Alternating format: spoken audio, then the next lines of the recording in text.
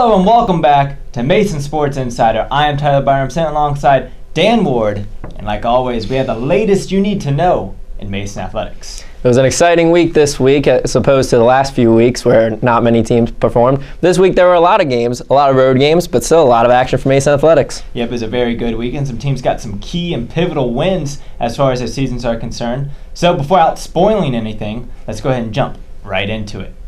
The men's soccer team took the pitch against Mason's most bitter rivals, the VCU Rams. Both teams have struggled this far, and a win against longtime rivals would surely help turn around each team's season. The game kicked off with a consistent mist and wind that slowed the play down dramatically for both teams.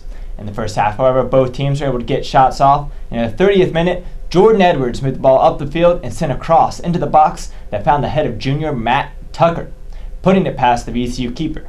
Coming out of halftime, the Rams put forward an offensive onslaught in attempts to get back into the game. In total, VCU got off 7 shots, connecting on the last one in the 86th minute when Jorge Herranz tied the game up minutes before the end of regulation. Moving on to overtime, it was all the Patriots could do to hold the Rams back as they were outshot 6-0 in the extra periods. Krause had 2 big saves, the first that deflected off a crossbar after an attempted punch-out, and another off a shot by Jack Bates, both in the overtime periods. The game went into a tie for the 9th time between these schools in head-to-head matchups, giving George Mason their first tie of the year. Looking at the Atlantic 10 standings, presented to you by GMU Giant Killer, the Patriots now stand with a 4-5-1 record, while the Rams are now 2-6-2. Both teams right alongside each other in the standings. Disappointing tie, I would say, Tyler. The Mason Patriots had that game in hand for the entire first half, but it seemed like they were missing some of that tenacity, some of that go-get-it attitude in the second half where the VCU Rams, if you were at that game, controlled the ball for the majority of that second half, and it seemed like, although Mason did a nice job defensively against them, where they were on their heels and they didn't continue attacking against a good Rams team. Yeah, I would say that's very good analysis. I mean, I would agree completely. It almost felt like the team was playing not to lose, if you will, instead of playing to win. And if anyone that's been in athletics, you know what that feeling is and you know what it's like. And it's completely different against a team like VCU, a team that you are competing against for an Atlantic 10 spot, one of the higher rankings that will come down later in the season. It's disappointing to get a loss like that, especially this early on. A tie. However, for the rest of the Atlantic 10, they didn't want to see Mason or VCU get a tie. They wanted to see one team win and one team lose because in the preseason poll, Mason projected to finish 3rd, VCU projected to finish 4th. So this tie doesn't help anybody, realistically. That's true. You want one of the teams that you're going to be catching to lose. That way it makes it a little easier. Now they still have both teams right there. So, like you said, tie, not what you were hoping for, but better than a loss. Yeah, but, so. I mean, consider the rain conditions. I mean, not too bad getting away with a tie there. Next up, we have the women's soccer team, who also opened up A10 play last Thursday at St. Bonaventure University. This was the first game for the team in nearly 2 weeks, and all that extra rest and practice time paid dividends for the Patriots in this one. They jumped on the Bonnies in the first half with goals coming in the 14th and 35th minutes, both by junior Sarah Hardison, who continues to lead the team in goals, now with 7. Emma Starr and Aaron Mitchell would pick up assists on the first and second goal respectively, and the Patriots would go into halftime with a 2-0 lead. They kept things rolling in the second half where they picked up 3 more goals, 2 from sophomore Jenna Hamilton and 1 from junior Alex Myers. The 2 goals for Hamilton were her first of the seasons, and the goal by Myers was her second of the season. Freshman Nia Elbeck picked up her first career assist on Hamilton's goal, and sophomore Kyla Williams tallied her 3rd assist on the Myers goal. Goalkeeper Kirsten Glad also had a great game in which she registered 7 saves to assure the shutout win. Mason improved to 5-4 on the season and got that all-important first win in the conference before they traveled to Dayton to take on the Flyers. Yep, getting a win against the defending conference champions would be a tough one for Mason, but if Mason were able to get a win against the Flyers, it now would be the chance as Dayton was reeling from out-of-conference play. Unfortunately for Mason, though, that led up to bent frustration for which they took out on the Patriots in the first half. The Flyers jumped on top thanks to 2 goals by Alexis Keel and Ashley Campbell in the opening 25 minute. Later in the half, Myers for Mason would cut into the deficit by the 33rd minute, who finished the pass from Emily Littell into the box. Dayton, however, would get right back at it when Beth Campus took a rebound off the cross box to get a Dayton a 3-1 lead. Myers had another goal for the Patriots before the game was done, as well as Campbell finding the back of the net for Dayton to end the decision at 4-2. In between the pipes, Clyde had a 50% save percentage with 4 saves on the day. Moving on to our GMU Giant Killer standings, the Patriots are now 5-5 on the year, sitting at 8th in the standings, while the Flyers are 2-0 and the Atlantic 10 tied for first, doubling their wins from the out-of-conference schedule. So, like we've been saying for the past couple weeks, Dayton, they were going to be back. I mean, out-of-conference record has nothing to do with in-conference record, and the Flyers clearly showing that they're the best team, one of the best teams in the Atlantic 10. Certainly, but a good weekend overall for the women's soccer team, picking up one win over last week. 500 record to start it off, 500 record overall. Much better season thus far than their previous season, so I like what they're doing so far, and continuing through conference play, I like their chances because they did put up a fight against a good Dayton team. Yeah, they did. Alex Myers had one heck of a weekend for her. I mean, she did phenomenal. But that win against St. Bonaventure, I mean, like I said, that's huge for the team because the difference right now would have been 1-1 or 0-2. And a commanding win, a 5-0 win against a team that you're competing against for one of those final spots in the conference tournament, that's a big win. Yeah, the fact that they won it in such a dominating fashion should really boost the confidence for this team. Moving on to the women's volleyball team, who continued their conference play when they took on the Davidson Wildcats. The team was looking up to even their conference record after dropping their first match to George Washington a week prior. The first set was a battle back and forth with numerous ties and lead changes. The Wildcats would go on a late 8-0 run and end up winning the set 25-18. Performing in front of their home crowd, Davidson dominated the second set, thanks in large part to a great service sequence by sophomore Kylie Bishop.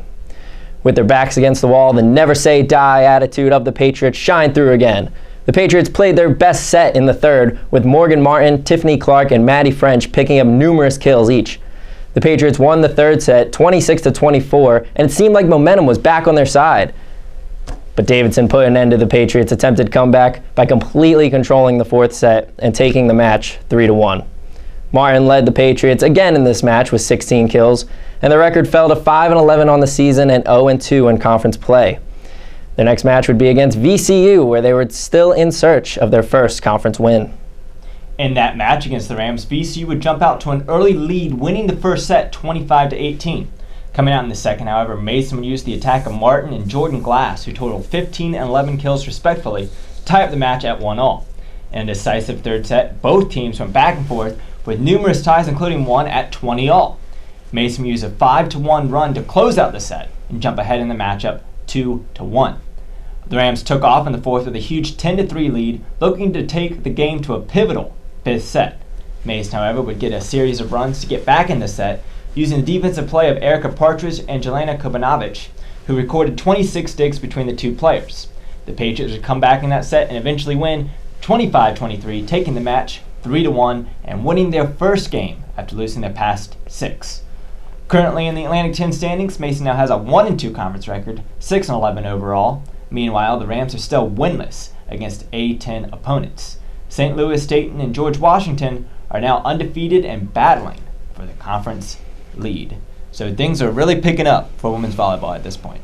Certainly. Tough week, but not a bad week. They did pick up that first win, which is really important. It kind of gets some momentum and breaks the ice there. So we'll see what happens. They'll be coming back home finally after over a month of road matches. They'll finally be coming home later this week. So hopefully I'll give them some momentum because they kind of need it right now. They're currently sitting in 7th. And in the women's volleyball, only 6 team advance, unlike the 8, because there's fewer teams competing in women's volleyball. So, key couple of games coming up. Mason needs to bring a couple wins together. Hopefully, they can make it to the postseason tournament for the first time since 2013. After a 3-week break from competition, the men's cross-country team resumed play last weekend when they hosted the Mason Invitational. For the second straight event, the Patriots finished first as a team in the Invitational. They had 4 top 10 finishers, including the 2 fastest recorded times in the field. Junior Stephen Flynn finished with the second best race time at just over 25 minutes, but was awarded first place points because the fastest runner, Andrew Eason, ran for an incomplete Virginia Tech team.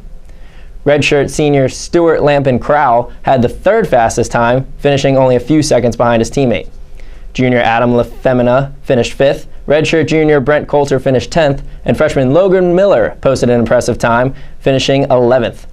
The team will go back to training in preparation for their next race, taking place October 16th. The women's cross-country team also competed in the Mason Invitational and dominated the competition. The Patriots recorded all 5 of their point finishers in the top 7 places, with 7 of Mason's runners finishing in the top 10. Sophomore Bailey Kalonich would win the race individually just over 22.5 minutes. She beat out teammate Sierra Donahue, a freshman, by nearly 3 seconds. The remaining of the top 5 finishers for the green and gold were Victoria Doss, Jennifer Nakamura, and Carolyn Conley. As expected, the Patriots won the team competition handily, beating out 4 other schools. Virginia Tech would place second behind Mason, trailing by 40 points. This is the team's first win of the season, with one final invitational to go before the Atlantic 10 Championships at the end of the month. Nice wins by the cross-country team. Yeah, both dominating win, both at home in Leesburg, Virginia, but still nonetheless, and another win in rainy competition, so hopefully this is some more momentum giving them, because we only got, like I said, one tournament left before they head to the A10 Championships. Let's now take a look at the men's swimming and diving team who opened up their season at the Potomac Relays in Washington, D.C. Other schools competing were Towson University, Georgetown, and American University. The Patriots finished second at this event last year, but this year they dominated the event, winning 8 of the 9 relays to take the first place finish. Towson finished in second, followed by Georgetown and American. In the A10 preseason poll that was released this week, Mason was predicted to finish in the same spot they finished last year at 3rd place, behind Massachusetts and St. Bonaventure. The Patriots will be right back in the pool this week, where they host a dual meet against Navy. The women's swimming and diving team also had their preseason poll released before they jumped into the pool this past weekend. Just like the men, the team is expected to finish in the same position they finished last year at 6th place. They are anticipating that the Richmond Spiders will win their 6th championship in the row. At the Potomac Relays, the team also claimed a victory, winning 5 races, including the 200-yard freestyle relay, 800-yard freestyle relay, 3x100-yard breaststroke relay, the 3x100-yard butterfly relay, and the 200-yard medley relay. No other Atlantic 10 schools, however, participated in the meet, so it's hard to tell how they will rack up against those other schools going forward. That's true, but certainly nice job by the swimming and diving team to jump out early and get that first win in their first relay of the season. So nice job by Mason men's and women's diving team. Yeah, proving they're the best teams in D.C. thus far. Well, that will wrap up this week's edition of Mason Sports Insider. Here is a look at this week's upcoming schedule. Yep, things start off early for the team, starting on Thursday when the women's soccer team hosts Massachusetts at 7 o'clock. So if you don't have class, make sure you head out to that one there on Thursday. And if you have an interest in the Mason swimming and diving teams, check it out on Friday where they'll play host to a Navy. That should be a fun event, both the men's and women's team going at it. And then later that night, you can go to the pool and then head to the courts when the women's volleyball team takes on Dayton for that all-important conference game. Yeah, that's going to be a big one. Like I said earlier, Dayton undefeated in conference play. On Saturday, men's soccer team heads to George Washington for the second game of the revolutionary rivalry between the schools and then the women's volleyball team. They look like they have a busy weekend as they also host St. Louis later that night. And we'll have the interesting game, women's soccer, wrapping up the weekend Sunday night where they take on St. Louis at 7. That will be a very important game for the women's soccer team. Yeah, it looks like Mason Athletics is making it up to us after a bunch of away games the past 2 weeks. It looks like we have about 5 here. So Mason Nation, you have no excuse not to make it out to a game this weekend. There's one on Thursday, Friday, Saturday, and Sunday. So really all parts of campus you can go to see a match as well. Well, that will do it for this episode of Mason Sports Insider. We would like to thank you as always for tuning in. And we'd also thank our new sponsors that you've seen throughout the show, GMU Giant Killer, our new graphic and online medium provider. Make sure you check them out at their blog at giantkiller.co. Until next time, I am Tyler Byram alongside Dan Ward, and we will see you guys next time.